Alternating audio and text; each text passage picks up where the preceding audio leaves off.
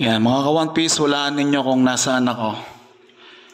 Yan, wala ako sa Sogo Hotel Nandito ako sa LTO Victoria Oriental Mindoro. Grabe, first time kong na-experience na kukuha ako ng lisensya na nag-iisa lang ako, wala akong kasama. As in literal, solo flight. Kukuha ako ng license, tapos solo flight ko.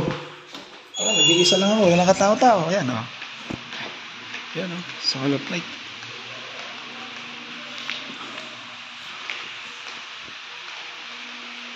Ayan.